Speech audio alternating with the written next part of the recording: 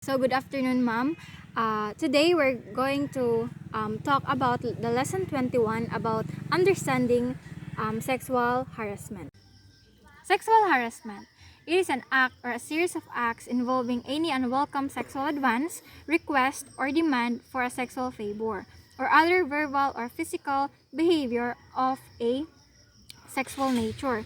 So, unwelcome, dili siya kagustuhan sa babae or gipugos siya aning sexual advance, and then or naay lalaki nga nag-request or demand for sexual favor, whether it is verbal or physical behavior. So ang sexual harassment daw, according to Namhazer, Henning, and Laulom 2012, a form of discrimination on the ground of sex, contrary to the principle of equal treatment between men and women. So, ang gifocus niya is discrimination in the ground of sex. Meaning, na-discrimination nga nahimo. For example, sa workplace, gamay ra ang mga babae nga nagtrabaho. Mas daghan ang lalaki. So, pwede maharas sa mga lalaki ang mga babae kay helpless sila. Anang gamay ra bitaw. Naa siya discrimination of sex. So, next is International Labor Organization 2001. A sex-based behavior that is unwelcome and offensive to the recipient. So, walay kagustuhan ng recipient ato nga treatment. So, meaning, kung dili mo sugot or offensive to siya sa iya, is mo, tawag to siya nga sexual harassment. And then, it is also a form of violence, primarily against women. So, mostly, babae ang victim ani kasagara. Republic Act number 7877 of the Anti-Sexual Harassment Act of 1995 defines work, education, or training-related sexual harassment committed by any person having authority, influence, or moral ascendancy over another in a work or training or education environment, demands, requests, or otherwise acquires any sexual factors from the other, regardless of whether a demand, request, or requirement for submission is accepted by the object of said act. So, the RA number 7877, nag-focus siya sa act sa work, education, training-related sexual harassment. So, kung experience ka o sexual harassment, is pwede nimo siya pasakan og kaso sa RA number 7877. Theoretical perspectives of sexual harassment. Sexual harassment cannot be understood from the perspective of a single theory, but it is always a combination of different predictors. All these models share common basic assumptions and can be labeled as sociocultural models of sexual harassment. So, ang sexual harassment daw is dili siya masabtan under usa ra ka theory or perspective. So meaning dapat tanaw nimo siya sa combination of different predictors. Daghan pa perspective or theory nga makaprove nga sexual harassment na dito ang na-feel sa usa ka victim. So there are 5 theories, namely natural biological theory, sex role spillover theory, organizational theory, socio-cultural theory, and feminist theory. So first is natural biological theory. Men have stronger sex drives and are therefore biologically motivated to engage in sexual pursuit of women. So ang men, sila gid ang naay strong urge. So kasagara gyud ang mga lalaki ang mag-sexual harass sa mga babae. So it is merely the result of biological urges. So meaning, inborn siya or part gyud na siya sa ilang pagkalalaki nga naagid sila sexual urges or sex drives. A natural mutual attraction between men and women, stronger male sex drive, and men in the role of sexual initiators. So, ang lalaki ang mag-initiate, siya gyud ang mag-una-una or siya gyud ang maguna-una. So kay natural naman na or natural or biological. A key strength of the natural biological perspective is that acknowledges the innate human instincts potentially driving sexually aggressive behavior. So, from the word innate human instincts, meaning nagina siya sa tao or inborn nga na siya instinct ana nga part sa iyang pagkalalaki. So, tanan lalaki ana maka-experience kay natural man siya or biological. Two is sex role spillover theory. This theory is based on the proposition of irrelevant gender-based role expectations that our individuals bring to the workplace. Men hold role perceptions of women based on their traditional role in our culture. Therefore, men are more likely to make sexual remarks or engage in sexualized behavior, thus accounting for the fact that women experience more sexual harassment than men. So, about ni siya sa gender-based role nga ang babae daw is sila ang ubos kaysa lalaki. For example, sa workplace, mas daghan pa daw mabuhat kay lalaki sila. So, meaning, ubos silang paglantaw sa babae tungod sa traditional role nga ang babae is naara siya sa balay, dili sila ipa-eskwela, nga nabitaw. Ang lalaki mag-work, mag-school, or more. So, meaning, ubos kayo ang paglantaw sa babae. So, kung nahitabo ni siya sa workplace, ang lalaki or men are more likely to make sexual remarks. Sila ang magminuwag o istorya sa babae in terms of sexual remarks. Then, so gi-emphasize niya nga ang women experiences more sexual harassment than men. So, number 3 is organizational theory. One of the central concepts that helps to explain sexual harassment is power. So, sexual harassment results from the opportunities presented by power and authority relations which derive from hierarchical structures of organizations. And sexual harassment is all about expression of male power over women that sustains patriarchal relationships. So, kani siya, nag-emphasize ni siya sa nga theory sa power. Kay lalaki kuno mas dako kuno og kanang sana kahibalo or ingana. For example, boss nimo siya. So naa siya power. So pwede niya maharas tong mas ubos sa iya. Kay naman siya kanang na siya man ang boss. So meaning hierarchical structure siya. Kay naman siya sa taas, kay boss man siya. Then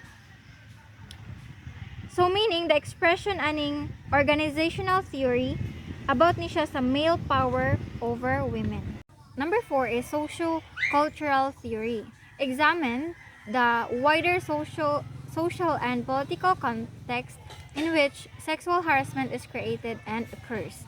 Sexual harassment is logical consequence of the gender inequality and sexism that already exist in the society. The perpetrators of sexual harassment have no regard for women as the equal human being. Molesting women is a part and parcel of male idea fun in the society. So, nag-focus na siya sa gender inequality and sexism. And then, dili equal ang lalaki kaysa babae. Mo na siya. So, ang kaning lalaki sa molesting women, kaning mga lalaki nga nagharas sa babae, nag-state sa socio-cultural theory, pagtuon nila nga kung gi-molest o pasakitan ang babae, pagtanaw nila sa babae is dili equal. Munang ilang ginamolest ang mga babae. 5 is feminist theory. Sexual harassment is linked to the sexiest male ideology of male dominance and male superiority in the society. So kani daw ang sexual harassment is nakuan gyapon siya sa male dominance, taas gyapon ang lalaki and male superiority. So feminist theories view sexual harassment as the product of a gender system maintained by a dominant normative form of masculinity. So sexual harassment exists because of the views of women as the inferior sex. Inferior sex is kanang mas ubos sila. Munang ma-sexual harass sila. But also sexual harassment serves to maintain the already existing gender stratification by emphasizing sex role expectations. So, relevance of sexual harassment theories.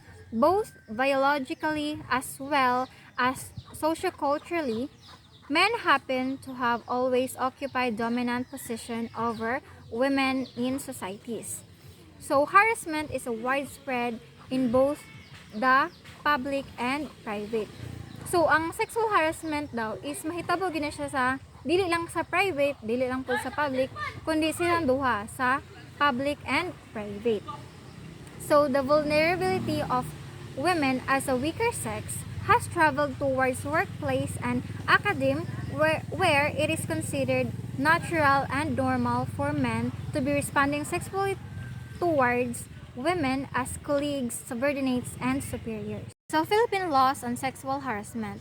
So, natako na natin ni ganiha, the RA number 7877 or the Anti-Sexual Harassment Act of 1995 is the governing law for work, education, or training-related sexual harassment. So, specifically in a work-related or employment environment, sexual harassment is committed when the sexual favor is made a condition in employment, re-employment, or continued employment as of said individual or in granting said individual favorable compensation, terms of conditions, promotions, or privileges of or the refusal to grant the sexual favor results in limiting, segregating, or classifying the employee which in any would discriminate, deprive, diminish employment opportunities or otherwise adversely affect said employee.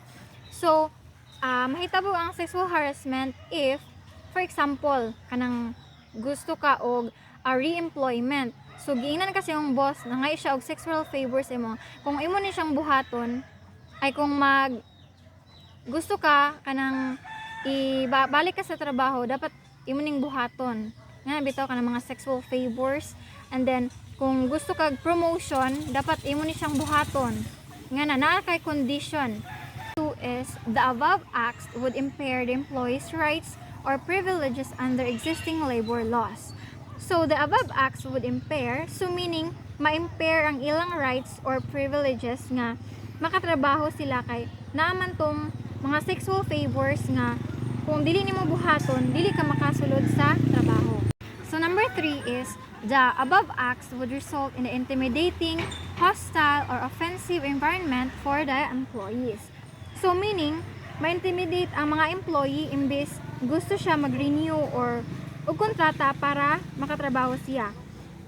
So, unsa may nahitabo sa iya mapugos na siya kung dili niya buhaton bisan against sa iyang will nga mangayuan siya og sexual favor sa iyang boss, for example.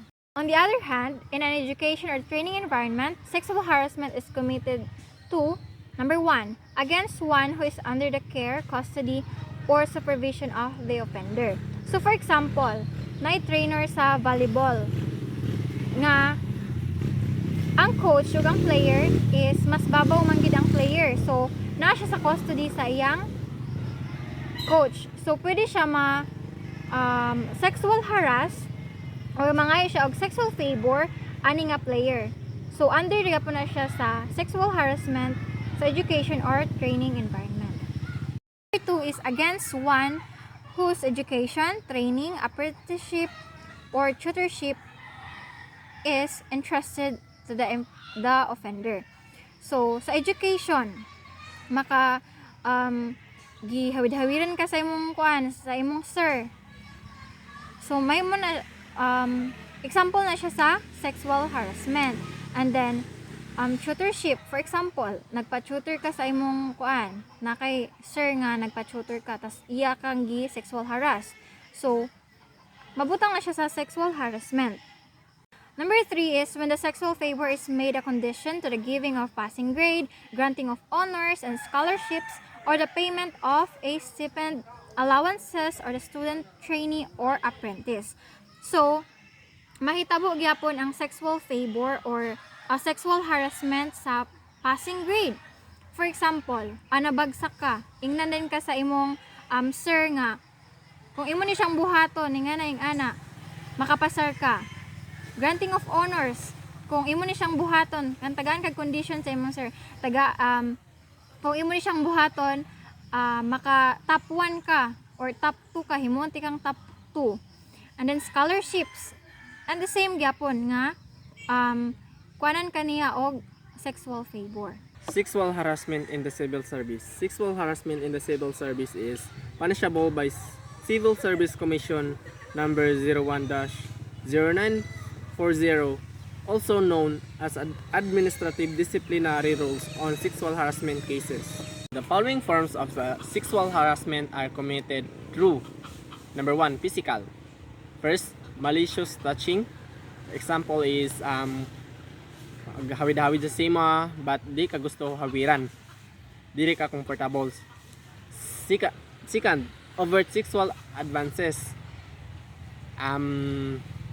Example, na panguyaban sa teacher ang estudyante but dabag sa estudyante. Third, gestures with a lewd insinuation. Kanang maghawid-hawid siya sa imo and muabay. Number 2, verbal, such as but not limited to. First, request, demands for sexual favors. Example, gusto ka makapasar siyang subject, so padung kasi ang office and mangay siya og sexual favors which is matawag siya nga sexual harassment. Second, lurid remarks. So nainilabay nga chicks, imo siya gi tawag nga ubaga nimo oy, so matawag pod ni siya nga sexual harassment. Number 3, use an object, pictures or graphics, letters or written notes with a sexual undergoings. Example, karang sindang kaniyag mga pictures nga mga nudes or karang and imong notebook buta drawingan niya og mga binastos bitaw nga mga dili nimo ganahan, so matawag ni siya gyapon sa sexual harassment. Number 4, other forms of analogous to the foregoing. Sexual harassment constitute an extremely important kind of violence which has been existing and rampant in the Philippines and worldwide. Ang sexual harassment daw wala na siya ga-focus sa Pilipinas but tanan tibuok kalibutan maka-experience ani nga ang sexual harassment. The act of the sexual harassment are also punishable by law.